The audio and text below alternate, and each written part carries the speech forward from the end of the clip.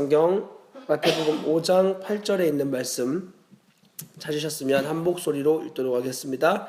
마음이 청결한 자는 복이 있나니 그들이 하나님을 볼 것이며. 아멘. 다시 한번 기도하겠습니다. 마음이 청결한 자는 복이 있나니 그들이 하나님을 볼 것이며. 하나님, 오늘도 주님의 얼굴을 대면하며 우리가 인생을 살아감에 있어서 무엇을 가장 정결케 거룩해 지켜 나아가야 하는 것인지 분명하게 진리 앞에 서는 시간으로 이 시간을 인도하여 주시옵소서. 은혜를 베풀어 주실 주님을 기대하고 사랑하는 주 예수 그리스도의 이름으로 기도합니다. 아멘. 네, 같이 한번 인사하겠습니다. 주님만 기대하겠습니다. 주님만 기대하겠습니다. 주님만 기대하겠습니다. 당시에 이스라엘 백성들은 율법에 대한 굉장한 오해가 있었습니다. 그것은 율법을 자신들의 힘으로 먼저는 지킬 수 있을 것이라고 하는 생각이었습니다. 그러나 그 생각은 먼저 돌판에 하나님의 계명을 받아왔던 모세가 우리가 하나님의 말씀에 순종하겠습니다 라고 대답했던 이스라엘 백성들에게 피를 뿌림으로 그들을 사하고 속죄하는 장면을 통하여 우리의 힘으로 하나님의 계명을 지켜 나아갈 수 없는 것을 그는 모세오경에서 여러 부분에서 우리에게 보여주고 있었습니다. 우리의 힘으로는 하나님의 계명을 지킬 수 없는 것을 알기에 그래서 이것을 지킬 수 있는 방법을 인간의 편에서 끊임없이 갈구하던 역사가 이스라엘의 역사입니다. 자기의 힘으로 하나님의 거룩한 계명을 지켜보려고 노력하였고 그것이 안 됨으로 말미암아 그 율법을 지킬 수 있는 계명으로 전락시키게 된 것이 장로들의 유전이었던 거죠. 그런 것들을 지킴으로 양심에 찌르는 수많은 소리들에 대한 위로를 그들은 받고 있었습니다. 그러면서 양심을 달래는 그들에게 주님이 오셔서 하나님의 이 말씀에 자신의 권위를 가지고 하나님 자체의 권위로서 말씀을 선포했을 때 수많은 사람들이 이 말씀의 권위에 놀라 두려워하는 일들이 생기게 되었고 그로 인해 바리새인들과 서기관들 그리고 당시 권력자들은 많은 거기에 대한 의문과 질문을 가지고 그러면 우리가 지금까지 해온 바는 무엇이냐? 우리가 지금까지 주님을 사랑해서 지켜온 이런 유전들과 만들어낸 전통들은 무엇이냐라는 일들로 예수님께 직접 그렇게 이야기하진 않았지만 돌려서 그런 말들을 했던 내용들이 많이 있습니다. 특히 마태복음 22장에 나오는 어느 계명이 가장 큽니까? 라고 하는 이런 질문 역시 그들은 율법의 전체를 지키는 것이 불가능하다고 생각을 했었기 때문에 그 지킬 수 없는 율법들에 대하여 한 가지 혹은 몇 가지만 지키면 된다라는 이야기들이 당시 사회 가운데 통용되어지고 있었고 그로 인해서 그렇게 가장 큰 계명 이거 하나만 지키면 된다라고 생각했던 그에게 주님은 마음을 다하고 목숨을 다하고 힘을 다하고 뜻을 다해서 네 하나님을 사랑해라 라고 말씀하시며 전인적인 순종을 그들에게 요구를 하셨던 거죠. 요한복음 3장에 보면은 니고데모가 등장하여집니다. 그 니고데모는 이 헬라어 원문에서 보면 그 율법사 그리고 그 선생이라는 정관사를 붙임으로 당시 그의 이름을 대면 그 선생 하면 이미 누구나 다 알 법한 사람으로 정평이 나 있던 사람이었습니다. 율법으로는 굉장한 학식을 가지고 있던 그는 어느 날 밤 예수 그리스도를 찾아왔습니다. 그리고 그분에게 어떻게 하면 내가 영생을 얻겠냐는 이 물음을 가지러 온 그에게 주님은 너 거듭나지 않으면 하나님 나라를 볼 수 없다라고 하는 말씀을 그에게 하십니다. 니고데모는 자기가 자기의 힘으로 하나님의 계명을 지킬 수 없다라는 사실을 분명하게 인식하고 있었던 사람이었던 것 같습니다. 그 절망감과 그 괴로움을 가지고 주님을 찾아왔지만 주님은 거기에 대해서 그를 세속적인 어떤 말로 위로하고 한 것이 아니라 아무리 그가 최선을 다하고 열심으로 달려간다 할지라도 잘못되어진 토대 위에 서 있게 되면 그것은 너무나 가까운 천국 문 앞에까지 간다고 할지라도 그 안으로 들어갈 수 없는 사람이 되어지기 때문에 너 존재가 바뀌어야 너의 생명이 바뀌어야 네 마음판이 완전하게 바뀌어야 하나님 나라에 들어갈 수 있다라는 이런 선언을 하셨던 거죠. 그 말씀에 따라서 돌아보면 많은 유대인들이 있었고 많은 바리새인들이 있었으며 당시 계명을 나름대로 지킨다고 하는 사람들이 있었지만 그들은 하나님 나라에서 너무나 가까워 보였지만 그 나라에 들어갈 수 없는 사람들이었던 것입니다. 그런 비참한 삶이 어쩌면 우리 중에도 있을 수가 있는 거예요. 우리 중에도 정말 영광스럽게 잘 달려가고 주님 앞에 막 전심을 쏟아내는 것 같은 것처럼 보일지라도 주님 앞에 매 순간 이 믿음의 자리로 나아가고 있지 않고 어느 순간 이 정도면 됐지, 이 정도면 만족해라고 스스로 여겨져 버리면 그것이 정말 하나님 나라에 합당한 모습인지는 마지막 때에 분명하게 알게 될 것입니다. 우리의 신앙은 구원의 확신을 가지고 있을 수 있지만 또한 주님의 나라에 갈 때까지 이 간극을 정말 주님을 사랑하는 내 안에서 우러나오는 그 열심과 주님을 향한 사랑으로 이것을 메워가며 나아가는 삶이 되어지게 됩니다. 만약 이게 없는 채 난 구원받았으니까 이 정도면 됐어, 난 구원받았으니까 이제 이 정도 삶으로 나는 살 거야 라는 수준으로 나를 그냥 멈추어 버린 채 있게 된다면 우리의 신앙은 전진하지 않으면 반드시 퇴보되는 양상을 가지고 있는 겁니다. 믿음에서 믿음으로 나아가지 않으면 내가 원하든 원치 않든 우리의 신앙은 오르막길과 같아서 멈추는 순간 자전거가 힘들게 올라갔다가 멈추는 순간 그냥 뒤로 미끄러지면서 굴러가듯 우리의 신앙은 그와 같을 수밖에 없는 것이죠. 그러니 이 신앙의 발을 디뎠다, 주님을 믿는 믿음의 자리에서 우리의 발걸음을 옮겼다라고 한다면 우리의 해야 될 바는 계속 그 믿음의 자리로 나아가는 것 외에는 다른 것이 없는 겁니다. 이 율법사가 내가 무엇을 하면 영생을 얻을 수 있겠습니까? 라고 물어봤던 그 질문 가운데 주님이 말씀하셨던 것은 다른 것이 아니었습니다. 여러 가지 본문에서 성경은 이것을 이야기하고 있지만 먼저는 주님 우리에게 너 서기관과 바리새인보다 너의 의가 더 낫지 않으면 결단코 하나님 나라를 볼 수 없다고 주님 분명하게 말씀하셨습니다. 그들의 의로움이라고 여기고 있던 모든 곡식을 하나하나 세워서 11조로, 모든 가루까지도 세워서 11조로, 심지어 그 열심이 특심이어서 자기 부모에게 바쳐야 될 그 공양할 것까지 제하여서 하나님께 드리는 그러한 열심으로 사무쳐 있던 그들보다 더 너 의가 낫지 않으면 하나님 나라 들어갈 수 없다고 하셨던 사실은 당시에 예수님이 율법을 파기하러 오셨다고 생각했던 사람들에게는 굉장한 충격의 말씀이었습니다. 주님은 율법을 제하여 버리려고 오신 것이 아니라 율법을 완성하러 오신 것이라고 말씀하셨습니다. 무율법주의로 가시는 분이 아니라 율법을 완전하게 온전하게 이루는 삶으로 살아가는 명령을 주기 위하여 오셨던 거죠. 그 의는 바리새인과 서기관의 열심으로 나오는 의보다 더욱 크시고 더욱 완전한 하나님의 의에 부합하는 기준이었어야만 했습니다.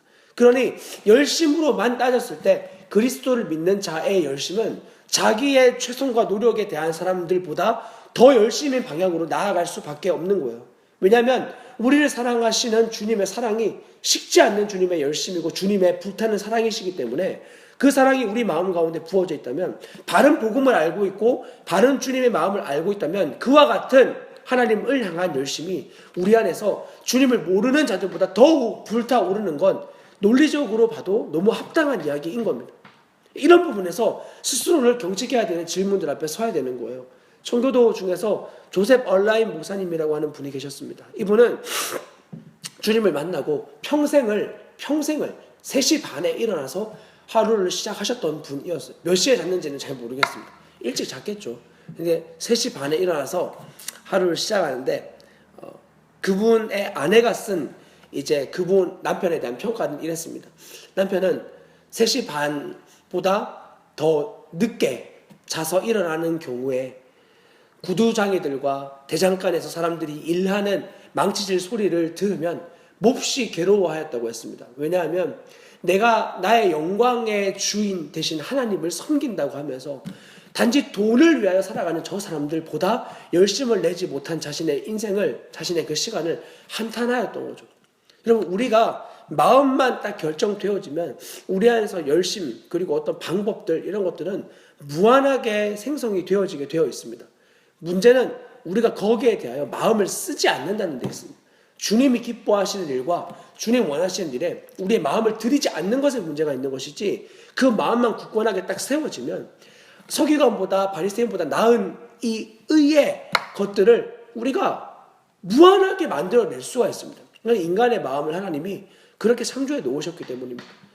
우리가 한 존재만 전심으로 사랑해도 그 존재를 위하여 나의 모든 것을 희생할 수 있듯이 우리가 영원히 변하지 않는 하나님의 사랑이 내 마음에 날마다 부은 바 되어지면 우린 그분이 기뻐하시는 일을 위해 나의 전심을 계속하여 쏟아내는 작업을 당연하게 논리적인 귀결이자 그분을 사랑하는 결과로서 우리 안에 그 일을 하는 것이죠. 그것으로 보면 우리는 서기관보다 바리새인보다 나은 의로, 당연히 먼저는 우리의 모든 의 대신 예수 그리스도를 덧 입은 것으로 이미 우리의 의는 충족되어졌지만, 그분의 의를 덧 입음으로 그분이 기뻐하시는 삶의 방향의 자리로 나아가는 데까지 주님이 우리를 요구하신다는 거예요. 여러분, 예수 그리스도를 믿으면 천국에 갑니다. 하나님 나라에 가는 거 맞습니다. 그러나 만약 그것 수준에만 머무르고 있는다면 여러분, 주님 나라에 갔을 때, 가게 되는 그때 여러분 스스로는 굉장한 부끄러움에 휩싸이며 가게 될 것입니다. 주님의 나라를 위하여, 주님 기뻐하시는 일을 위해 나의 이 인생을 드리지 못한 것에 대한 안타까움과 절망함을 가지며 주님 나라에 분명하게 가게 될 것입니다. 천국에 들어가는 기쁜 일을 겪겠지만 그 나라에서 주님의 영광스러움을 위해 마음껏 인생을 달렸던 자들과는 비교되는 그러한 수치스러움의 구원을 여러분은 얻을지도 모릅니다.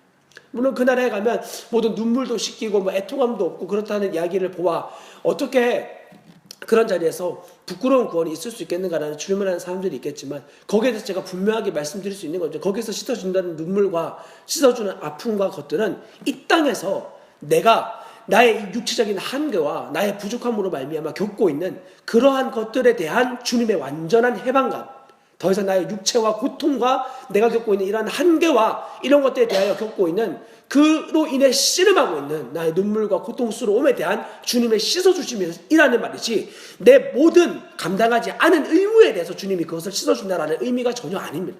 주님을 믿는 자들에게는 그와 같은 부합되어지는 의무가 반드시 따르고 그 의무에 대하여 너무나 기뻐하는 방향으로 달려나아갈 수 있게 되는 겁니다. 왜냐하면 이전의 율법은 나를 정죄하던 도구고 나를 심판하던 도구고 내가 도무지 따라갈 수 없는 하나님의 계명인데, 그분의 생명이 우리 안에 부어짐으로 말미암아 이제는 하나님 우리에게 요구하시는 모든 계명들이 나를 살리고 하나님과 부합하게 만들고 주님과 함께 영광을 누리는 계명들로 제시되어지는 것을 알기 때문에, 율법으로 말미암아 할 수 없는 그것을 이제는 하나님이 하신다라는 사실을 알기 때문에 그 안에서 너무나 영광스러운 자유를 누리며 살아가게 되는 거죠. 물론 그렇다고 해서 우리의 육체가 날마다 그 일에 나를 드릴 때 육체가 막 소생함으로 없고 그렇게 되는 것은 아닙니다. 여러분, 시간을 정해서 열방을 위해 기도를 파수하고 그리고 말씀과 기도로 달려갈 때 우리의 육체의 곤고함과 곤비함이 때로는 닥쳐올 때들이 있습니다. 아니, 어쩌면 굉장히 많은 시간 우리에게 그런 일이 생길 수가 있습니다. 현실적으로 보면 그냥 그런 거 다 집어치우고 그냥 편안하게 아무것도 하지 않고 밥만 먹고 그냥 하루 종일 핸드폰하고 누워서 책 보고 뒹굴뒹굴 거리고 그러면 나의 영혼이 더 살아날 것 같다고 생각하는 경우들이 간혹 있겠지만, 그렇게 이틀 3일만 살아봐도 공허해서 살 수가 없습니다. 그렇게 좋아하는 핸드폰 2시간 3시간씩 보고 있으면 더 이상 할 게 없습니다. 저희 아이도 핸드폰을 굉장히 좋아하는데 그 좋아하는 핸드폰 너 이거 뽀로로만 봐라 그러고 저도 15분 20분도 안 돼서 금방 다는 겁니다. 질려버리는 거야. 이런 것처럼 인간이 특별하지 않습니다. 자기가 육체에 원하는 것들을 계속한다고 해서 그걸 동일한 거 계속하기를 육체가 원하지 않고, 먹으면 이제 또 그 먹은 거를 자기의 욕망으로 배출하기 위하여 또 다른 새로운 것을 계속해서 갈구하게 되는 거예요. 그래서 중독이 생기는 거예요. 그래서 중독. 더 깊은 데로 들어가기 때문에. 컴퓨터 같은 거 보세요.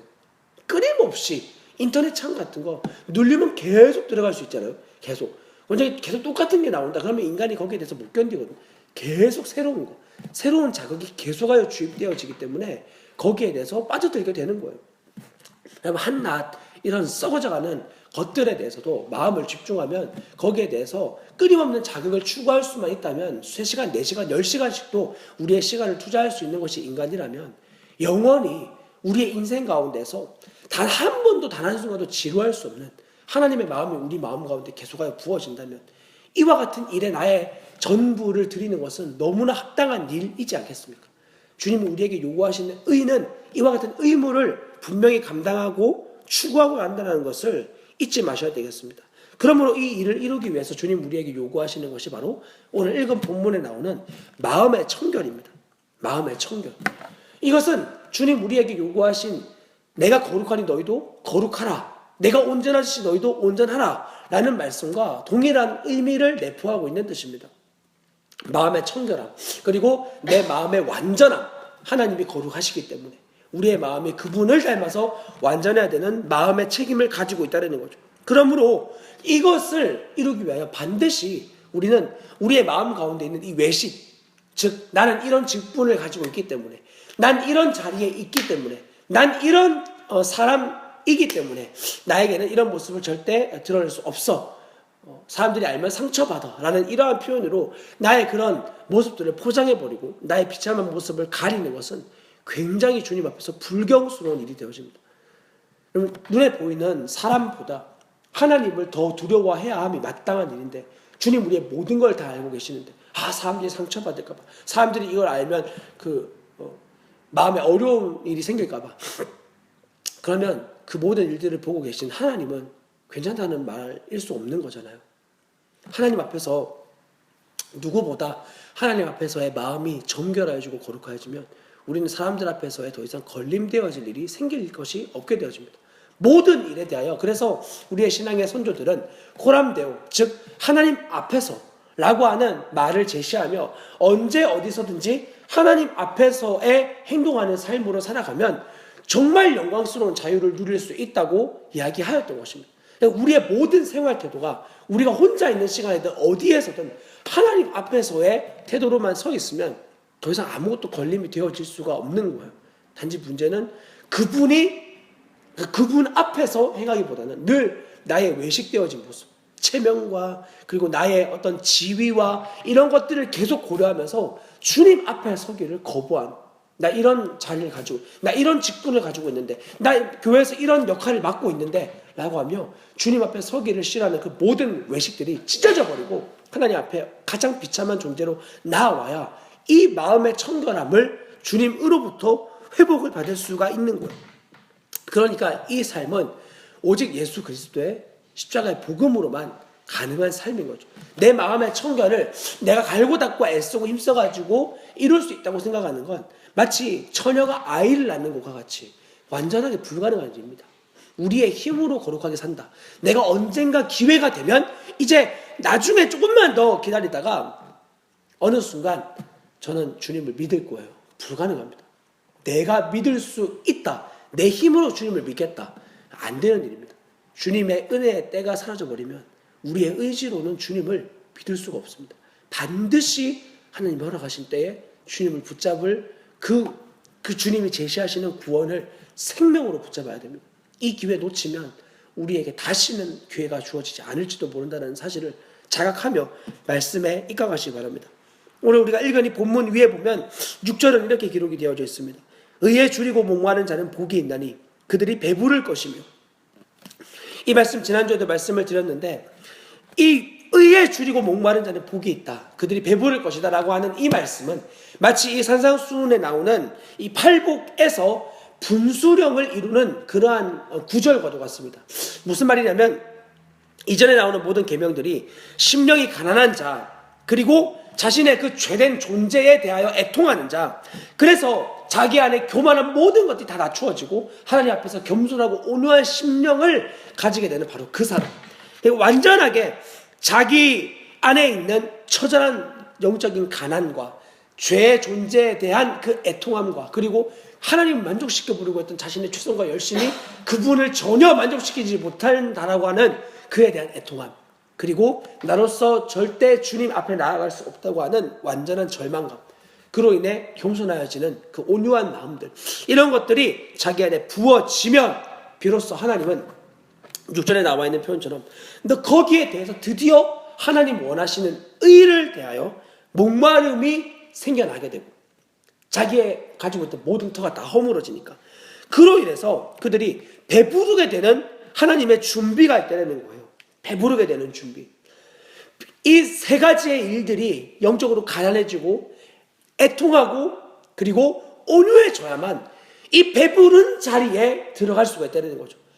자기 힘으로 할 수 있다, 내 힘으로 반드시 주님의 의를 취할 수 있다라고 하는 자들에게는 이 주님의 준비해 놓은 식탁 가운데 그들 들어갈 수가 없는 거예요, 존재적으로. 그리고 그 식탁의 자리에 들어가 하나님과 함께 먹고 마시며 의에 대하여 충분하게 배부른 자들은 바로 여기에 나와 있는 이후의 표현과 같이 그때부터 이런 결과가 나오는 거예요. 긍휼한 여김을 여길 수 있는 그러한 인생으로, 마음의 청결함을 받는 인생으로, 그리고 화평해지는 이러한 결과들을 얻게 되고, 마지막으로 의를 위하여 박해를 받을 수 있게까지 되어지는 이런 놀라운 결과를 따라 살아가게 되어지는 겁니다. 여기서 보면 굉장히 또 특별한 모습들이 있는데, 여러분 보십시오. 여기에 첫 번째 계명은 다섯 번째 계명과 굉장한 이 흡사한 모습을 가지고 있습니다. 무슨 말이냐면 심령이 가난한 자에게만, 그 자신의 가난한 심령을 가지고 있기 때문에 다른 사람들을 향하여 긍휼한 마음을 품을 수가 있는 거예요. 가난한 심령을 가지고 있는 자만, 자기가 얼마나 하나님으로부터 비참한 자였고 그런 자를 주님이 어떻게 나를 긍휼히 여기셔서 그런 나에게 가난한 영혼을 허락하여 주셨는지를 깨닫기 때문에 다른 사람들을 대하여 긍휼한 마음을 그들도 동일하게 가질 수 있는 거죠. 그리고 온유한 마음을 가지고 있는 자들, 이들 역시 그 화평하게 하는 이러한 자리로 갈 수 있는 것. 모든 싸움의 원인은 내가 옳다는 데서부터 시작되어지는 겁니다. 그러나 하나님으로부터 완전한 납작 엎드려지게 된 그러한 은혜를 입은 자들은 어느 자리에서나 자신을 들여 모든 싸움과 문제들과 이런 것들을 잠잠케 하는, 잠언에서 나와 있는 표현처럼 노하기를 즐겨하는 자들 앞에서도 자신의 그 겸손한 마음으로 인하여 그 노함을 쉬게 만들 수 있는 자, 이러한 자로서 살아갈 수 있게 되어진다는 거죠. 그러면 이 오늘 읽은 마음이 청결한 자와 비교하면서 봐야 될 구절은 바로 4절에 나와 있는 애통하는 자입니다. 애통하는 자에게만 마음의 청결함을 받을 수가 있습니다. 왜냐하면 우리가 마음이 청결해지기 위하여 주님 우리에게 요구하시는 것이 다른 것이 아니라 우리의 마음의 애통함이기 때문입니다. 조금 더 구체적으로 말씀을 나누고 싶은데, 하나님이 우리에게 제시하시는 이 복음은 다른 어떤 것을 변화시키는 것이 아니라 우리의 마음을 변화시키는 복음입니다. 하나님은 우리의 겉모습에 절대로 속지 않습니다. 지금 설교를 하고 있는 저의 이 모습에 주님은 속지 않으신단 말입니다. 우리의 마음 상태, 너의 그 마음 상태, 네 지금 마음의 중심이 어디에 가 있어? 주님 이것을 늘 바라보시는 거예요. 마음의 중심이 하나님을 향하여 있지 않으면 아무리 대단한 업적과 아무리 대단한 하나님이 기뻐하시는 예배의 행위를 다한다 할지라도 주님 그것을 절대로 받으실 수가 없는 거예요. 매 순간 마음의 전부의 태도를 주님 우리에게 요구하시는 거죠. 너 지금 마음의 중심이 어디에 가? 여기에 몇 명이 있지? 오늘 왜 이거밖에 안 왔지? 이런 거에 주님은 관심이 없으신 거예요. 왜냐하면 하나님 숫자에 관심이 없으시니까. 하나님은 온 우주를 그분의 말씀으로 창조하신 분입니다. 우리가 살고 있는 곳을 태양계라고 하는데, 이 태양계가 수억 개가 모이면 은하계가 되죠. 은하계. 온 우주에 별이 얼마나 많은지 우리로서는 가늠할 수조차 없습니다. 우주의 끝이 어딘지를 우리는 단지 추측을 통하여만 알 뿐입니다. 그 길이를 알았다면 그 너비와 깊이가 어느 정도인지조차 우리는 가늠할 수가 없습니다. 그 모든 것들을 하나님 당신의 말씀으로 지으셨고 그 모든 것들을 주님의 섭리하에 움직이고 있다면, 그러면 하나님이 단지 숫자와 이런 것들에 감동을 받으시다는 건 새빨간 거짓말입니다. 하나님 단지 우리에게 단 한 가지, 너의 마음을 다오. 너 마음의 전부를 나에게 다오. 너의 예배 시간에 너의 마음을 나에게 다오. 주님 이거면 충분하다고 말씀하시는 거예요. 왜냐하면 주님은 그 한 사람을 통해서 너무나 놀라운 일들을 이룰 수 있는 주님이시기 때문입니다. 그 주님을 우리가 신뢰함으로 오늘 이 시간에도 이 예배의 시간 가운데 눈에 보이는 환경과 상황에 주목하지 아니하고 그 완전한 우리의 마음 전부를 받기 원하시는 주님을 주목하며 나아갔으면 좋겠습니다. 그러므로 이 기독교는 결코 지적 동의에 머물러 있는 종교일 수 없습니다. 이 그리스도를 믿는다는 믿음은 반드시 우리의 마음의 변화를 이끌어오는 결과를 낳게 됩니다. 마음이 변화되어지지 않고 마음이 하나님께 합당하지 않은 채 지적으로만 동의하는 것을 하나님이 올바르다, 바른 신앙을 하고 있다라고 말씀하실 수가 없는 거죠. 내가 널 사랑해 라고 말하면서 그 대상이 원하지 않는 행동을 하는 것을 사랑이라고 표현할 수 없듯이, 그 대상을 사랑한다고 하면 대상이 원하는 바에 대한 나의 마음이 결과로 행동으로 따라오게 되는 거죠. 그 상대방이 원하는 것이 무엇인가 주목하게 되는 거예요. 예전에 제가 이제 집에서 집 이야기만 하면 왜 이렇게 웃긴지 모르겠어요. 집에서 이제 같이 사는 이제 아내와 시간을 보내면서 참 놀라운 일을 많이 겪습니다. 참 나의 살아온 삶과 아내의 살아온 삶은 참 많이 달라요. 그런데 이제 화장실에서 이렇게 씻고 저는 이제 비누를 꼭 바닥에 이렇게 내려놓는 그런 이제 습관이 있는 거예요. 비누를 이제 발 같은 거 씻고 비누를 이제 손에다 이렇게 묻혀서 발에만 하면 되는데 꼭 비누를 이렇게 바닥에 저는 이제 내려놓는 거예요. 근데 저희 그 욕실에는 미끄러지지 말라고 바닥에 까끌까끌한 그런 그 포장이 되어 있어요. 근데 거기에 이제 비누를 놓으니까 비누가 거기에 이제 이렇게 있으면서 물이 닿이고 이제 거기에 이제 허옇게 이렇게 비누를 놓았던 이제 흔적이 남게 되는 거죠. 흔적이. 이제 저는 비누를 올려서 다시 이제 제자리에 갖다 놓지 않으면 이제 혼나니까 두려움과 의무감과 책임감으로 인해 이제 그 일을 감당을 했는데 어느 날 이제 아내가 이제 호출을 하는 거예요. 그리고는 물어보는 겁니다. 왜 여기에 이렇게 허연 게 계속 묻어 있냐고. 왜 이렇게 허연 게 묻어 있냐라는 질문에 굉장히 당황스러웠습니다. 왜냐하면 한 번도 거기에 허연 게 묻어 있다라는 걸 인식을 한 적이 없기 때문에. 그래서 왜 그런 줄 아니까 비누를 이렇게 바닥에 놔둬가지고 그런 것 같다고. 그랬더니 아내가 그러면 이제 비누를 이렇게 지우면 되겠네 이렇게 이야기를 하고 가는 거예요. 그러니까 비누를 지우라는 거죠. 거기에 비누가 묻어 있으니까 바닥에. 그 다음부터 지금까지 정말 열심히 쓰고 나서 비누를 지우고 있습니다.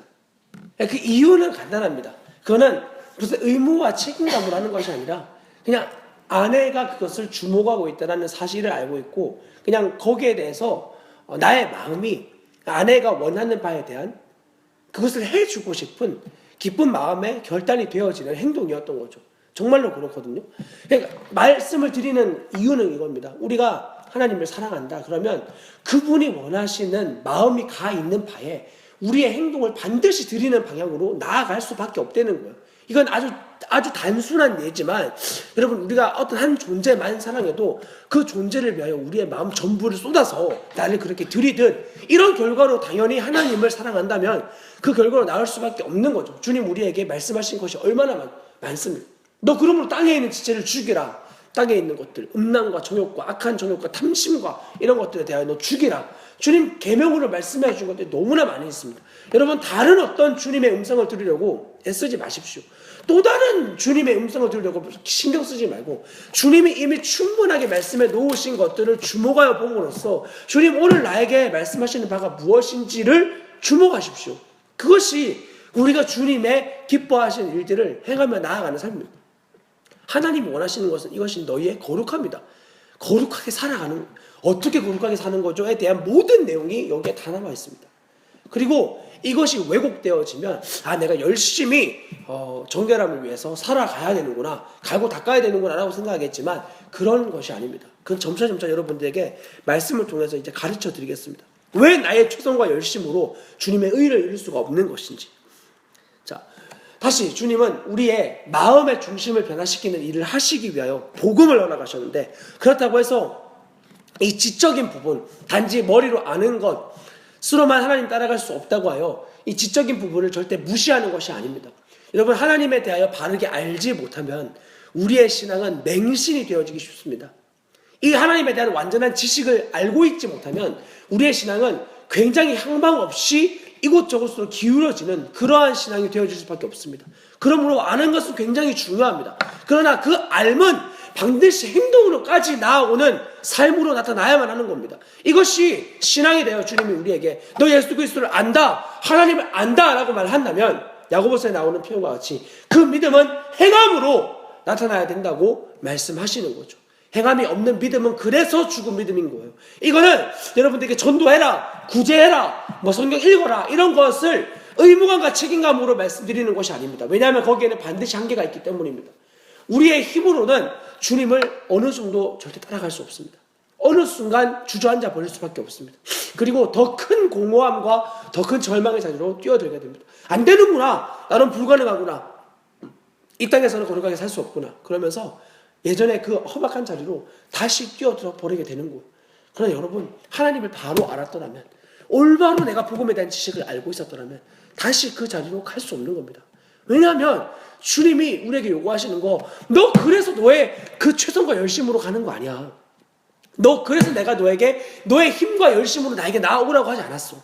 너 오직 너의 마음 전부만 쏟으면 돼. 너 그런 상태야? 너 넘어졌어? 쓰러졌어? 힘들어? 그럼 너의 그 상한 마음 그거 그대로 가지고 나에게 나오란 말이야.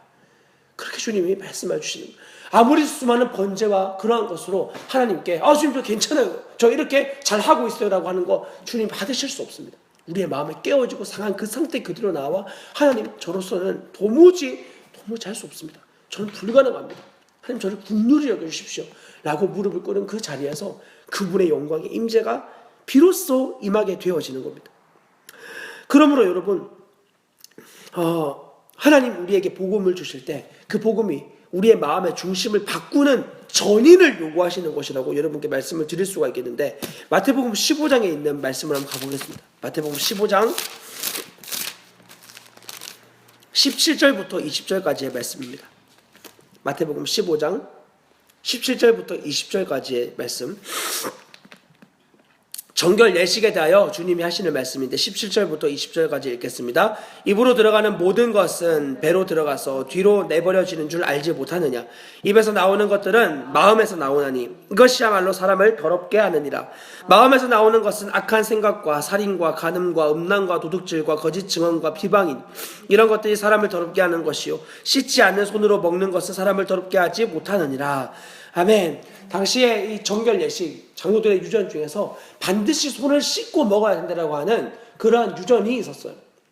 그러나 손을 씻지 않고 음식을 먹는 제자들에 대하여 주님이 이렇게 말씀을 하시는 거예요. 해석을 해주시기를, 먹는 것이 사람을 더럽게 할 수 없다는 거죠. 또 이런 말씀을 드리면 굉장히 많은 청년들 중에서 역시 주님은 획기적이셔, 내가 이제 먹는 건 상관없으니까 내가 뭐 술을 먹든 담배를 피든 아무 상관없는 거 아니냐 라고 말씀하시는 분들이 있을지 모르겠습니다. 제가 어제 저희 어머니하고 함께 이제 식사를 하게 됐는데, 그 식사를 하러 이제 아구찜을 먹으러 갔어요. 아구찜을 먹으러 간 자리에서 저희 테이블 바로 건너편에, 그때가 점심 한 오후 2시, 3시쯤 된 시간이었거든요. 형제 하나, 자매 하나가 이렇게 같이 밥을 먹고 있었어요. 밥을 먹었는데 얼마나 술을 많이 먹었는지 이미 여자아이는 인사불성의 상태였고, 막 다른 사람들이 있는지 없는지 신경도 쓰지 않고 자기를 막 이렇게 막 안고 들어달라는 막 이런 이제 요구를 할 정도니까 이제 맛이 간 거죠. 이제 그렇게 이제 술을 먹고, 남자도 거의 뭐 이제 휘청휘청거려서 아예 정신도 못 차리고 조금만 있으면 이제 앉아서 오줌 쌀 정도로까지 그렇게 되어 있는 상태더라고. 여러분들께 물어보고 싶어요.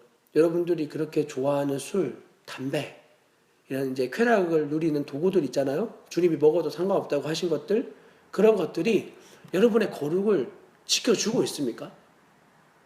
저는 이 질문을 반드시 꼭 해드리고 싶습니다. 먹어도 괜찮아요. 먹어도 아무 문제 없어요. 근데 그 먹는 것이 여러분이 함께 먹는 그 사람들과 정말 아무 문제 없이 먹고 계시냐고. 여러분의 거룩을 지키기에 충분한 자리에서 여러분 스스로 그것을 먹기에 정말 거스름 없이, 부끄럼 없이 주님 앞에 온전하고 굳건하게 서 있는 상태에서 그와 같은 행위로 나아가고 있는지를 물어보고 싶은 거예요. 그것이 나에게 굳건하게 세워져 있지 않는데 마치 나의 쾌락을, 하나님의 진리의 말씀을 나의 쾌락의 요소로 사용하고 있는 건 아닌지 철저하게 검증해 보셔야 되는 거예요. 먹는 건 나를 더럽게 할 수 없어요. 그러나 그것이 여러분의 영혼을 잠식시킬 수 있어요. 그 자리가, 그 문화가, 그런 것들이. 이것을 신중하게 생각하지 않으면 여러분 먹는 거 자유다, 상관없다 그러면서 여러분의 영혼을 그 분위기 가운데 빼앗기게 되는 거예요. 사단이 절대 가만히 두지 않거든요. 이런 말씀을 여러분의 인생 가운데, 여러분의 마음 가운데 왜곡시켜가지고, 봐라, 주님도 괜찮다고 하지 않았냐, 마음대로 먹어도 된다 라고 하지만 그 자리에서 주님이 여러분과 함께 정말 계시냐고, 거룩한 증인의 삶을 그 자리 가운데서 살아가면서 그렇게 하고 계시냐고. 저는 못 봤어요. 그런 사람들을 그 자리에서 제가 목사님들 중에서 술 잘 드시는 분, 전도사님들 중에서 술 많이 먹는 분들 같이 많이 있어봤거든요. 제 나름대로는 없었어요. 한 명도. 난 정말 저렇게 멋있게 예수 믿어봐야지 그런 사람을 못 봤어요. 저는. 여러분들 중에서는 있는지 모르겠는데 한번 만나보고 싶어요. 개인적으로. 정말 그런지. 근데 제가 아는 사람들 중에선 없었어요. 거의. 술을 마시는 분들이 있긴 있었어요. 종교개혁가들 중에서도. 그러나 그들의 영성과 그들의 하나님을 향한 열정과 그들의 삶은 감히 죄송하지만 여러분들과 비교할 수 없는 삶이에요. 하나님을 향하여 인생을 썩어서 없어지게 하지 않게끔, 닳아서 없어지게끔 자기의 인생 전부를 드렸던 사람이었어요. 그리고 그들은 그 당시에 우리나라처럼 오늘 시대처럼 약이나 그런 것들이 별로 있지 않는 시대였어요. 그런 것들을 사용함으로써 위로를 받아야 되는 상태에 머무는 사람들도 있었어요. 여러분의 방종을 위해서 절대 이런 것을 이용하지 마십시오. 하나님 절대 기뻐하지 않습니다. 차라리 육체의 연습을 드림으로 약간의 유익이 있게 하십시오. 그런 것들을 절제하고 끊음으로써 약간의 유익이 있는 것이 훨씬 낫습니다. 굳이 나의 경고가 거룩에 드려지지 않는 것을 그렇게 씨름하면서 고민할 바에 성경 전체가 말하고 있는 주님의 거룩을 위해서 나를 더 드리는 것이 훨씬 낫지 않겠습니까? 굳이 왜 술을 먹어야 된다, 아니면 취해야 되는 것까지다, 이런 걸 가지고 씨름하는 시간에 머무르고 있냐고. 정말 주님의 거룩함과 의를 위해 달려서 써야 될 시간들이 너무나 그래도 부족한데 그런 걸 분명히 나와 있는 것들을 왜 드리기는 싫어하고 분명하지 않은 것을 위해서 자기 쾌락과 만족을 위해서 말씀 한 구절을 가지고 이것 아니다, 취하는 것까지는 안 된다, 술 아예 입에도 대면 안 된다, 이런 걸 가지고 왜 싸우고 있냐고. 무슨 상관이냐고 그게. 여러분 정말 비참하지 않나요? 그 아무 상관없는 싸움이에요. 단 한 가지만 확신하시면 돼요. 정말 주님 앞에서 내가 거리낌이 없는지. 그러면 사람들 앞에서도 전혀 거리낌이 없는 거예요. 그러나 제가 봤던 그날의 그 청년들의 술을 마시고 있는 문화, 모습은 너무 분명하게, 너무 누가 뭐라 그래도 자기의 정욕과 만족을 채우기 위한 모습이었어요. 누가 뭐라 그래도. 그 남자아이는 왜 그렇게 계속하여 여자아이가 이미 인사불성이 되어 있는 상태에서 술을 계속 먹이고 있을까요? 여자아이는 왜 알면서 그걸 계속 받아 먹고 있을까요? 그 정말 하나님의 거룩과 관련 있는 이야기일까요? 여러분들은 그 자리에서 정말 자유로우십니까? 조금 더 깊게 말씀을 봅시다. 주님 우리에게 말씀하십니다. 이런 것들이 너희를 더럽게 할 수 없다. 그러나 이 마음에서 나오는 것들, 이게 문제인 거예요. 이 마음에서 나오는 것들이 우리의 악한 생각, 살인, 간음, 음란, 도둑질과 거짓 증언, 여기에 여러분의 먹는 것들이 사용되어지는 거예요. 여러분의 자아를 추구하는데 이런 것들이 너무 많이 사용되어지는 거예요. 여러분 안에 하나님을 향한 경건과 거룩함이 굳건하게 자리 못하고 있기 때문에 이런 것들을 먹고 마심으로 인해서 여러분이 주님으로 받아야 될 위로가 아닌 세상으로부터, 사람으로부터, 이런 수요가 쾌락과 음란으로부터 위로를 받고 싶어하는 것들에 나를 들여버리고 있다는 거예요. 그 바로 마음의 중심이 문제라고. 그 마음 중심이 바뀌지 않은 채 행하는 그 모든 것들이 하나님 절대로 받으실 수 없는 거죠. 아무리 대단한 직분을 가지고 있고 아무리 교회에서 대단한 위치를 자리하고 있다고 할지라도 하나님은 그것을 받지 않으십니다. 이 마음의 중심이 하나님 앞에서 완전하게 바뀌어야 되는 거예요. 즉 주님이 말씀하시는 건 그 존재의 문제라는 거예요. 우리의 마음은 왜 이럴까요? 왜 끊임없이 여러분 마음 가운데 악한 생각과 살인과 간음과 음란과 도둑질, 거짓 증언이 믿음으로 달려가고 있는데도 불구하고 또 그와 같은 마음들이 여러분에 생겨나게 되는 거예요. 저도 여러분 믿음으로 달려가고 있다고 이야기하지만 하루에도 어쩌면 수십 번 정말 끊임없는 제 안에 이와 같은 더러운 것들을 볼 때가 많습니다. 살인. 저하고 무관할 이야기처럼 보이지만 그렇지 않아요. 언제든지 정말 사용과 환경만 주어지면 이 자리에 거할 수 있는 존재가 저의 모습이에요. 간음, 도둑질, 거짓 증언, 거짓말, 악한 생각, 말할 수 없이 모든 것이 나하고 딱 붙어가지고 연관되어지고 이 방향으로 나를 들이는 게 훨씬 더, 어쩌면 훨씬 더 자연스러운 그런 존재에 불과해요. 왜 이런 걸까요? 바로 예레미야 17장 9절에 나와 있는 말씀처럼 만물보다 심히 부패한 것이 사람의 마음이기 때문입니다. 이 세상 그 어떤 것보다 우리의 마음은 심히 부패하기 짝이 없는, 형체를 알아볼 수 없는 원래 모습이 어떤 것인지를 알아볼 수 없는 그런 상태가 되어진 것이 저와 여러분의 복음을 만나기 전 우리의 마음입니다. 이것이 우리의 마음의 상태요. 그렇기 때문에 이것이 어떤 순간에는 너무 잘 달려가는 것처럼 보이다가 갑자기 또 어느 순간에 견딜 수가 없는 이러한 방향으로 내 안에 나타나게 되는 거예요. 오늘 아침에 저희가 말씀 기도를 할 때 굉장히 이제 힘들게 아침에 일어나가지고 자리에 왔는데 이제 겨우겨우 이제 믿음을 써서 온 거죠. 또 쉬는 날이고 그런데 하여튼 왔어요. 믿음을 억지로 써가지고 왔는데 저 이제 같이 이렇게 동역하시는 선교사님이 오신 거예요. 오셔가지고 저를 보더니 많이 힘들어 보였나 봐요. 목사님 얼굴이 되게 힘들어 보이시네요. 그래서 네, 어제 좀 전주도 갔다 오고 이렇게 하면서 좀 힘든 것 같아요. 그랬더니 얼굴이 되게 많이 부어 있어요. 이렇게 이야기를 하시는 거예요. 평소 같으면 전혀 그 말이 내 마음에 거슬릴 이유도 없고 거슬리게 하지도 못하는 말인데 얼굴이 많이 부어 있어요. 그 말이 너무너무 마음을 어렵게 만드는 거예요. 거울을 계속 보고 진짜 많이 부었나? 그리고 이렇게 여기 눌리면 붓기가 빨리 빠진다 그래서 계속 이렇게 손을 예배 시간 내내 이걸 눌리고 앉아 있는 거. 그러니까 이렇게 우리의 존재가 말 한마디, 상황 하나에 쑥대밭이 될 수 있는 그런 존재예요, 여러분. 엄청나게 승리했다고 자만할 수가 없는 겁니다. 그런 우리의 이 부패되어진 이 마음이, 여러분, 내가 이렇게 반응하는 게 상황 탓이다, 환경 탓이다 이렇게 말하는 사람들이 있는데 그렇지 않습니다. 하나님의 인간의 부패되어진 그때는 하나님의 가장 완전한 때, 가장 완벽한 자리에서 가장 완전한 사람이 행했던 짓이었습니다. 이것은 상황과 환경의 탓이 아닙니다. 존재의 탓입니다. 지금 우리는 더욱 그렇습니다.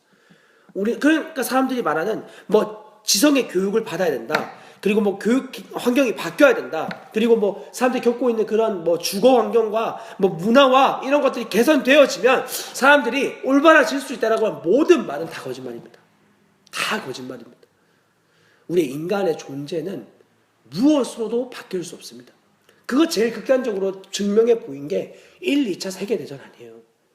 과학이 최고로 발달하고 문명이 최고로 발달해서 유토피아가 형성되어질 것이라고 사람들 마음 가운데 여기고 있던 바로 그때 그 시간에 1, 2차 세계대전이 터졌습니다. 수많은 사람들이 죽었습니다. 그리고 사람들의 마음엔 이 극단적인 회의론에 굉장히 많은 사람들이 빠지게 되었습니다. 왜 어째서 이렇게 많은 대단한 문명과 많은 교육과 철학과 이런 것들이 우리를 지키지 못했을까? 이유는 분명했습니다. 그들의 존재가 변화되지 않았기 때문입니다. 이 존재가 바뀌지 않으면 그 무엇으로 우리를 덧입힌다고 해도 반드시 어느 순간 때가 되면 이것이 폭발하여 나오는 이 부패되어진 것이 폭발해서 나오는 그러한 반응을 여러분 직면하게 될 것입니다. 이걸 높게 쌓아 올릴 사람일수록 무너지는 순간에 더 큰 충격이 더하게 되어지겠죠. 그래서 시편 86편 11절은 이렇게 기자가 고백하고 있습니다. 시편 86편 11절의 말씀입니다. 말씀을 찾으셨으면 한 목소리로 읽겠습니다. 여호와여 주의 도를 내게 가르치소서. 내가 주의 진리에 행하오리니 일심으로 주의 이름을 경외하게 하소서. 여기 나와 있는 이 말씀처럼 시편의 기자는 하나님을 향하여 주님 당신의 도를 내게 가르쳐 주십시오. 내가 주님의 진리에 행하오리니 주님 나의 마음 전부로 일심으로 주의 이름을 경외하게 하여 달라고 주님께 기도했습니다. 여러분 이 전심으로 하나님 앞에 나아갈 때에만, 이 마음을 붙잡고 나아갈 때에만 우리는 하나님 앞에서 그분이 기뻐하시는 삶을 살아갈 수 있게 되어지는 겁니다. 내 안에 나오는 끊임없는 죄의 문제들, 내 마음을 끊임없이 괴롭히는 그러한 것들이 나로서는 절대로 해결할 수 없습니다. 이걸 해결할 수 있는 유일한 방법은 이 삶을 이 땅에서 내가 되어 사신 예수 그리스도를 믿는 믿음으로만 살아갈 수 있게 되어집니다. 이 믿음으로만 정말 승리를 누릴 수가 있습니다. 넘어졌을 때, 쓰러졌을 때, 안 될 때, 그때 더욱 믿음을 써서 주님 앞에 나아가야 이 거룩한 삶을 살아갈 수가 있게 되어지는 겁니다. 죄에서 완전한 자유를 누리게 하시는 주님을 누리고 싶다. 그러면 유일한 방법이 있습니다. 이 삶을 살아내신 예수 그리스도, 하나님의 완전한 의를 이루어내신 예수 그리스도를 믿는 믿음을 취하는 겁니다. 그 순간 더욱 넘어진 자리에서 더욱 그 믿음을 취할 때 그 안에서 이미 우리의 존재를 회복시킨 예수 그리스도를 누리게 되어지는 겁니다. 여러분, 이 믿음을 사용함에 있어서 여러 사람들이 이런 이야기를 하였습니다. 믿음을 쓰면 하나님이 이루신 의를 믿는 믿음으로 나아가면 반드시 우리의 인생에 방종함이 나오게 될 것이라고. 가톨릭이 종교개혁자들을 공격했던 내용이 바로 이것이었습니다. 우리의 행위로 하나님 앞에 의롭게 나아가야 하나님이 이것을 받으신다고. 만약에 종교개혁자들이 이야기하는 믿음으로 말미암는 의를 주장하게 되면 많은 사람들이 더욱 타락하게 될 것이라고.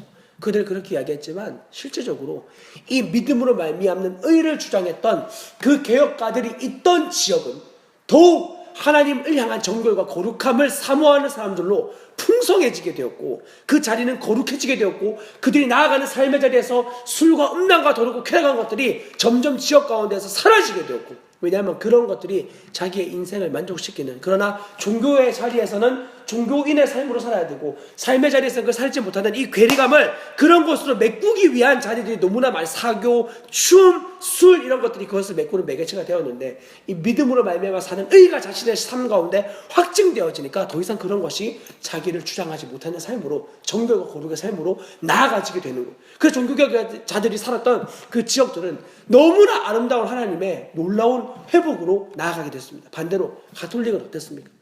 수많은 부패와 더러움들이 그 가운데 더 극심하게 나타나는 양상이 있게 되었습니다.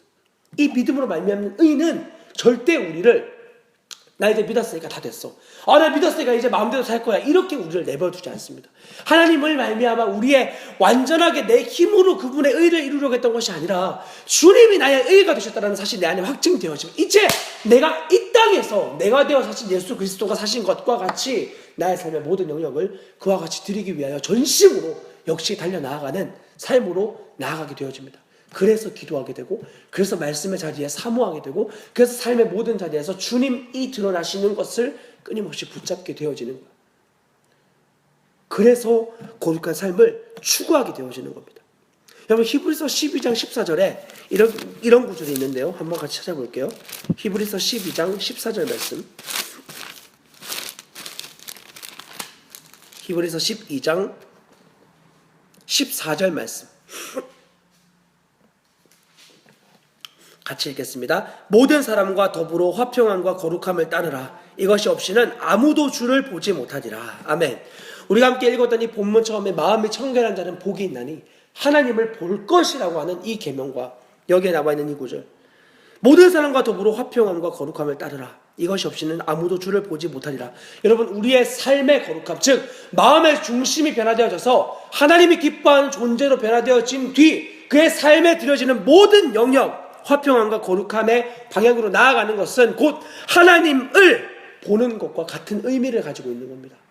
내 마음의 존재가 변화되어지고, 먼저는 그리스도로 말미암아 더 이상 내가 세상에 대하여 살아있는 것도 아니고 세상이 나를 대하여 주장할 수도 없는 그러한 완전한 그리스도의 십자가의 존재로 통과되어진 뒤 그에 나아가는 모든 삶의 방향이 모든 사람과 더불어 화평함과 거룩함을 이루는 이러한 방향으로 나아가실 때 우리의 삶은 주님을 바라보는 이런 놀라운 은혜를 누리게 되어진다는 거죠.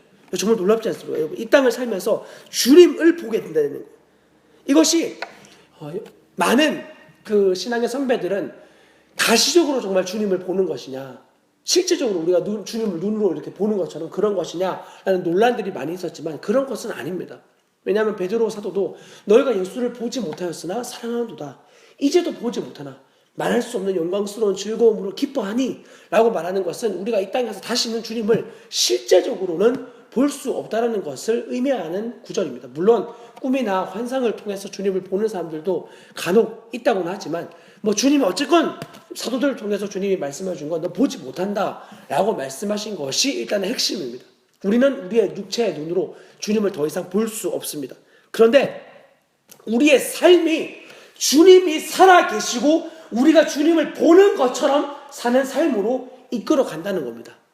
주님을 보는 거룩한 삶, 주님을 보는 화평함, 내 옆에 정말 주님이 계신 것과 같이 살아가는 이 믿음의 삶. 히브리서 11장 1절이 그래서 이렇게 고백하는, 믿음은 바라는 것들의 실상이다.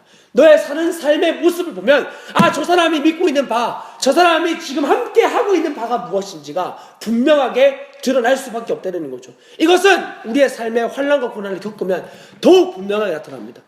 주님이 때로는 우리의 인생 가운데 환난과 고난을 허락하시는데, 그것을 허락하시는 이유는 우리의 믿음의 터전이 때로는 주님이 아닌 다른 것들의 있음을 주님 보여주시기 위함이에요. 여러분, 옆에 있는 사람들을 보면 알 수 있잖아요. 내 믿음의 터전이, 그 사람의 믿음의 터전이 어디에 있는지 그 사람이 겪는 환난을 보면 금방 알 수가 있어요.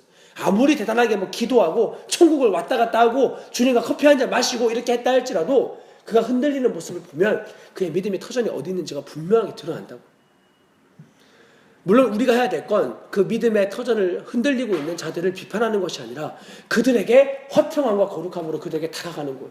우리에게 실제 되어진 주님을, 그래서 주님이 연합하게 하신 거예요. 그의 흔들림은 나의 흔들림이 되어줘야 되는 거고, 그의 수치는 나의 수치가 되어줘야 되는 거예요. 흔들리고 있는 그 지체를 붙잡아서 우리 함께 걸어가자, 우리 함께 이 길로 걷자 라고 이야기하는 것이 성도의 아름다운 교제의 모습인 거죠. 한 몸이니까. 오늘 어떤 이유인지는 잘 모르겠는데 굉장히 오늘 육체와 마음이 힘든 하루를 계속 보내고 있었어요.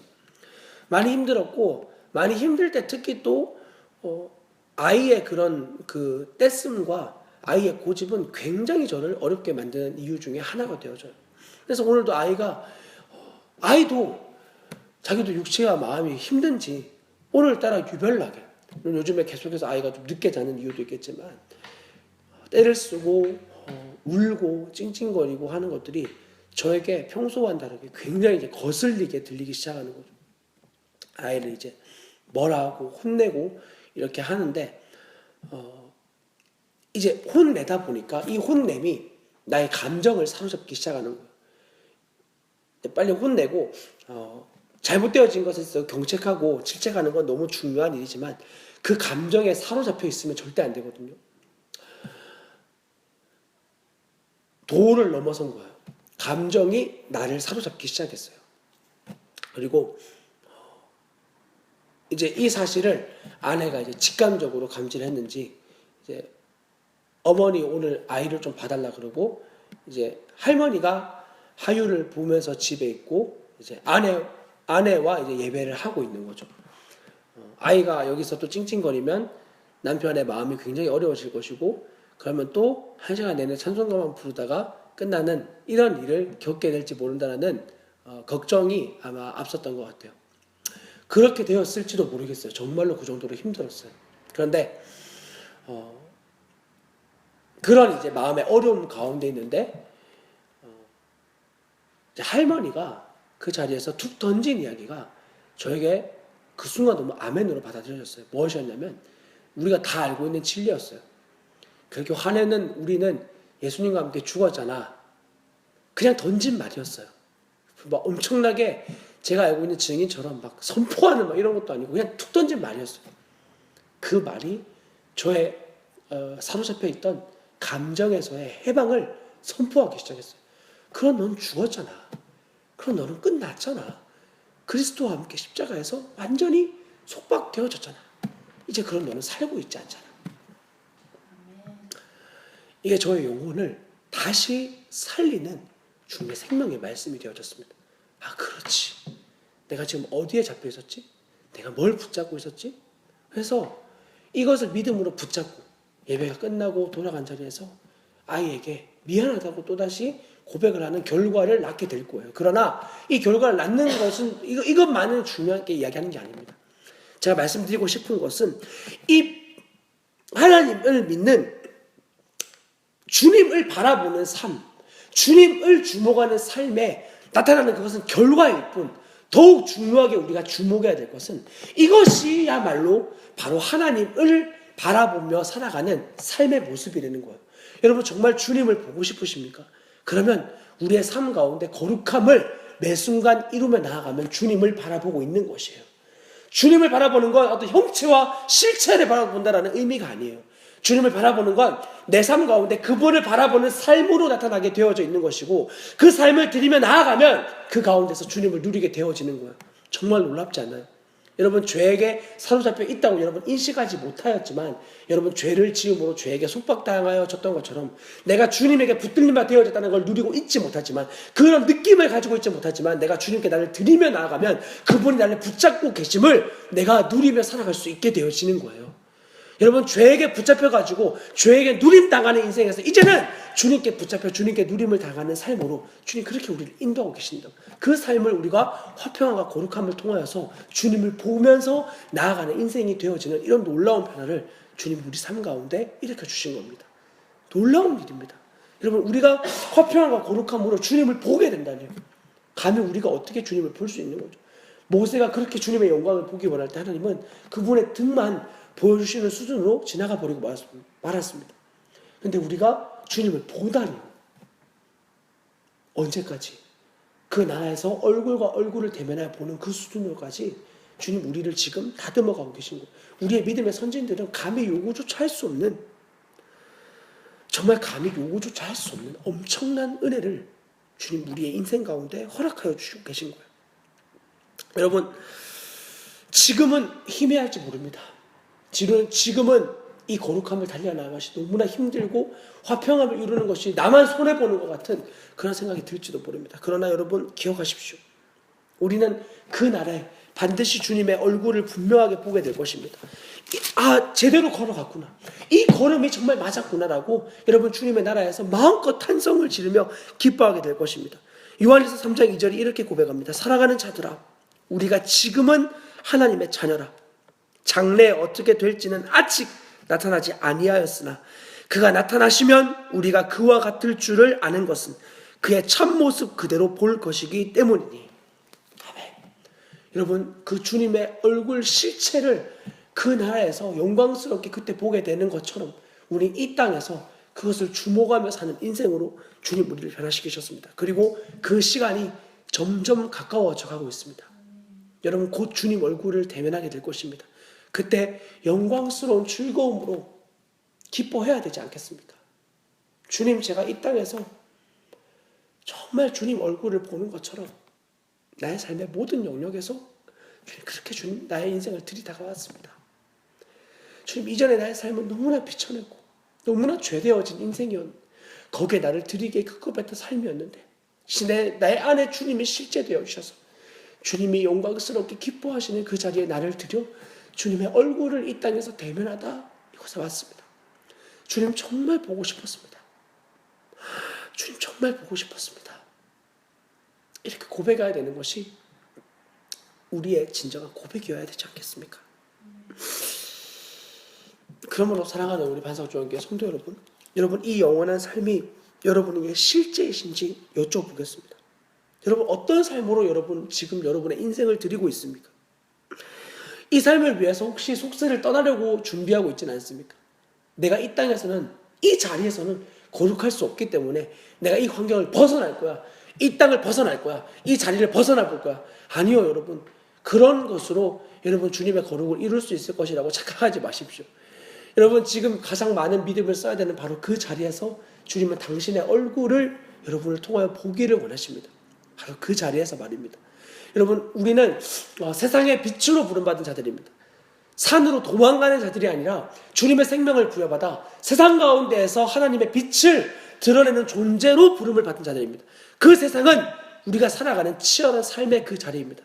여러분의 가정, 학교, 일터, 심지어 교회에서까지 이 치열함을 살아내며 주님의 얼굴을 보기 위하여 여러분 화평함과 거룩함으로 그들을 대하는 그런 자리여야 됩니다. 단 한 가지의 욕망, 주님의 얼굴을 보는 것, 그분의 얼굴을 대면하는 것이 여러분의 모든 일의 목적이 되어져야 됩니다. 이것을 혹자는 하나님의 영광을 위한 삶이라고 표현하였습니다. 그분의 얼굴을 대변하는 건 그분의 영광과 동일한 표현입니다. 히브리어는 하나님 그 얼굴과 영광이 동일한 의미로 사용되어지고 있습니다. 다른 의미가 아닙니다. 그분의 얼굴을 본다는 건 그분의 영광을 보는 것과 같은 뜻입니다. 그러므로 여러분 그분의 영광에 주목하기 위하여 여러분의 허락되어진 삶의 자리를 벗어나려고 생각하지 마십시오. 이곳을 벗어나면, 이 자리에만 거하지 않는다면 내가 거룩하게 살아낼 수 있어. 그러면 그곳에서는 더욱 실제가 안 된다는 말과 같은 겁니다. 주님은 어느 자리 어디에서든 당신의 영광스러운 거룩한 하나님의 사람의 존재의 모습으로 매 순간 살아내셨고, 그 생명이 내 안에 있다면 어디에서든 우리는 이 믿음만 굳건하게 서 있으면 그 그리스도의 생명답게 살아갈 수 있습니다. 언제나 우리의 믿음이 문제지 진리가 우리 안에 있는 그리스도의 생명이 문제가 되어진 적은 단 한 번도 없습니다. 이 믿음을 굳건하게 취하십시오. 그 자리에서 더욱 주님 얼굴 보기를 위하여 담대하게 달려나가십시오. 그뿐 아니라 여러분, 우리의 이러한 연약한 모습이 나타날 때마다 여러분, 우리는 주님 앞에 더욱더 아뢰며 기도의 자리에 나아가야 됩니다. 시편 51편 10절에 보면은 다윗은 그 영혼의 곤비한 때에 하나님을 향하여 이렇게 고백을 했습니다. 시편 51편 10절에 있는 말씀인데 같이 읽어보겠습니다. 하나님이여, 내 속에 정한 마음을 창조하시고 내 안에 정직한 영을 새롭게 하소서. 아멘입니다. 여러분, 내 안에 정직한 마음과 정한 마음, 정결한 마음, 청결한 마음을 창조하시는 건 나의 갈고 닦음과 노력이 아니라 성령 하나님이 하시는 일입니다. 성령 하나님이 우리의 심령을 이와 같이 변화시키십니다. 새롭게 하시고 놀랍도록 주님 기뻐하시는 모습으로 드러내어 주십니다. 이것이 하나님만이 하실 수 있는 일입니다. 그래서 다윗은 자신의 무너져 있는 심령을 가지고 하나님 앞에 나아가, 주님, 내 안에 정한 마음을 창조하여 주십시오. 내 안에 정직한 영을 새롭게 하여 달라고 하나님께 간구하였습니다. 예레미야서와 에스겔서에서도 우리의 마음을 새롭게 하시고 우리의 마음판을 정결하게 하시며 이 부드러운 마음을 주실 수 있는 건 하나님이 하시는 일이라고 성경은 선언하고 있습니다. 그러므로 주님이 하시는 겁니다. 주님이 하시는 것이고, 주님이 이 일을 이루기 위하여, 아니 그리스도 안에서 이미 이 일이 우리의 인생 가운데 이루어졌고, 이것을 우리의 존재의 청결함이 이미 회복되어졌지만 우리의 삶의 모든 영역에서 실제적인 청결함의 부분을 주님이 지금도 이루어가고 계신 거예요. 시간과 역사 가운데에서 우리의 존재는 이미 하나님 앞에서 그리스도로 말미암아 의롭다 칭함을 받았지만, 이거는 그렇게 우리의 칭함을 받은 것이지만 그로 인해 우리의 삶의 모든 영역에 실제적인 의로움, 실제적인 정결함이 이루어지게 되는 거죠. 빌립보서 1장 6절이 이 일에 대하여 우리에게 이렇게 주님이 약속하여 주시고 계신데, 너희 안에 착한 일을 시작하시니가 그리스도 예수의 날까지, 즉 주님 재림하시는 그 날까지 이루실 줄을 우리는 확신하노라. 아멘입니까 여러분? 여러분 정말 아멘입니다. 저는 오늘 넘어졌고 쓰러진 모습들이 제 안에 있었습니다. 물론 예전같이 뭘 집어 던지거나 막 소리를 지른다거나 이러지 않았습니다. 그러나 그러지 않았다고 하여 내 마음속에서 나오는 그 부패 같은 모습, 부패한 이러한 그 죄의 관성들이 있었던 것은 사실이고, 보이는 사람들이 없었다면, 그 법과 이러한 나를 거글치게 만드는 것들이 없었다면 나는 분명히 그러한 모습으로 반응할 수밖에 없는 존재입니다. 부인할 수 없는 사실입니다. 그러나 그런 나는 이미 그리스도와 함께 죽었습니다. 왜냐하면 주님이 이 착한 일을 이미 우리가 아직 죄인 되었을 때 시작하셨기 때문입니다. 하나님 창세 전에 그리스도 안에서 우리를 예정하여 놓으셨고, 그 일을 역사적인 객관적인 십자가의 사건 가운데서 실제시키셨고, 이걸 우리의 인생 가운데 믿음으로 화합하게 하셨으며 그 걸음을 실제적인 삶의 자리에서 이제는 걸어가게 하고 계십니다. 때로는 넘어지는 순간이 있을 것이고, 치열하게 쓰러지는 자리가 있을 것이고, 혼란하고 고민되어지는 순간들이 있겠지만, 정말 누구의 고백처럼 머리가 터져나갈 때라도 주님 나를 따르라 그렇게 고백하시면 다 집어치고 주님 말씀을 하시는 그 자리로 나아가야 되는 겁니다. 아, 주님이 이 일을 시작하셨지, 주님이 포기하지 않으시지, 그 사실이 너무 아멘되어 줘야 되는 것이고, 바라보는 사람들도 그 사실에 입각하여 아멘이지, 주님이 하시지, 이 고백으로 나아가야 되는 거예요. 여러분 정말 아멘입니다. 주님이 이 일을 시작하셨고 주님 끝날까지 이 일을 이루어 나아가실 것입니다. 뿐 아니라 베드로후서 3장 14절에 베드로 사도는 이렇게 고백합니다. 그러므로 사랑하는 자들아, 너희가 이것을 바라보나니, 즉 13절에 나와 있는 새 하늘과 새 땅, 이것을 너희가 바라보나니, 마지막 때를 바라보나니 주 앞에서 점도 없고 흠도 없이 평강 가운데서 나타나기를 힘쓰라. 여러분 이것 역시 다시 여러분 이제는 아시겠지만 나에게 최선을 다해라 너의 생명이 바뀌지 않은 채로 이 일을 행하라는 것이 아니라 너의 존재가 변화되어졌다면 마지막 날, 마지막 때 어떻게 되어질 것이 너희에게 너무나 실제이고 사실이라면 그렇다면 이제는 너희의 인생에 주님 앞에서 점도 없고 흠도 없이 이미 우리에겐 그런 것들이 없어요, 여러분. 없다고. 왜냐하면 우리 안에 예수 생명이 있기 때문에 더 이상 그런 것이 우리를 주장하지 못해요. 그러나 없기 때문에 평강 가운데에서 우리의 실제적인 삶의 자리에서 여러분의 연약함의 자리, 부끄러운 모습이 있던 그 자리에서 거룩함과 화평함을 이루는 나를 드리는 자리로 나아가야 되는 거예요. 깨어진 자리가 있으십니까? 무너진 모습이 있다면 그것을 회복하게 하시는 주님이 여러분에게 실제라면, 여러분의 존재를 말씀과 기도로 회복시키셨다면 그와 같은 깨어진 자리에 여러분을 다시 들이십시오. 화목함과 거룩함을 위하여. 그로 인해 그 주위에 있는 사람들이 주님의 얼굴을 보게 되게끔 여러분의 깨어지고 부끄러운 모습은 그 자리에 머무르라고 주신 것이 아니라 그것을 통하여 이제 다시 여러분의 존재를 회복시키시고 나로서는 안 되는구나, 그 절망 가운데서 주님을 붙잡은 여러분을 통해 그들 또한 주님을 보게 되는 영광스러움으로 변화시키는 복음의 능력을 비추기 위함입니다. 그래서 복음입니다. 여러분, 그래서 복음이라고. 우리의 부끄러움과 연약함과 수치는 너무 사실인데 그 수치를 영광으로 바꾸시는 주님 계시기 때문에 복음일 수 있는 겁니다. 그래서 저는 화해할 거예요. 오늘 그 아이에게. 아이가 아무것도 모른다고 생각하지 마십시오. 그 아이의 영혼의 상처난 부분을 주님의 얼굴을 보게끔 그 아이에게 화해할 겁니다. 그것뿐이겠습니까? 많은 저의 인생 가운데 그런 일들을 감당해야 될 것들이 얼마나 많이 있을까. 그때마다 나의 오직 유일한 소망, 예수 그리스도의 영광을 주목하는 것, 그것이 우리에게 소망되어져서 우리의 인생의 모든 부분에 대해 더 이상 점도 없고 흠도 없는 것으로 우리의 삶을 실질적으로 드리며 나아가게 될 때 여러분, 세상은 보게 될 것입니다. 우리를 통해서 그토록 피조물들이 보기 원했던 주님의 영광을 말입니다. 여러분, 그와 같은 놀라운 삶의 실제가 우리의 오늘 허락되어진 시간 가운데 이루어지기를 주님의 이름으로 간절히 부탁을 드립니다. 기도하겠습니다. 하나님, 마음이 청결한 자는 복이 있나니 하나님의 얼굴을 볼 것이라고 말씀하여 주신 이 진리가 주님 오늘 우리의 삶에 실제되게 하여 주시니 너무나 감사합니다. 주님, 저희의 힘과 노력으로 마음을 정결하게 할 수 없고 정말 주님의 말할 수 없는 은혜로만 이 일이 가능함을 믿습니다. 하나님, 우리의 마음을 정결케 하여 주십시오. 주님, 우리의 마음을 새롭게 하여 주십시오.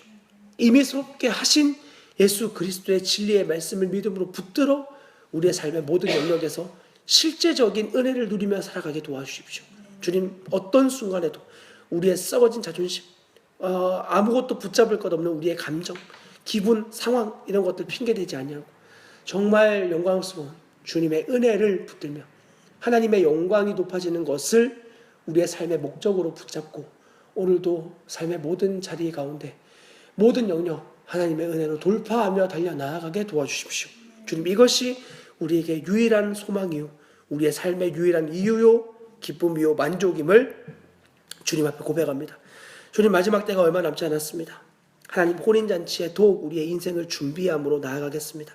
믿음에서 믿음으로 달려나아갈 때 주님, 우린 반드시 주님의 얼굴을 보게 될 것입니다. 그때 주님의 얼굴을 기쁨으로 대면하는 우리의 인생이 되기를 간절히 바라며 사랑하는 주 예수 그리스도의 이름으로 기도합니다. 아멘.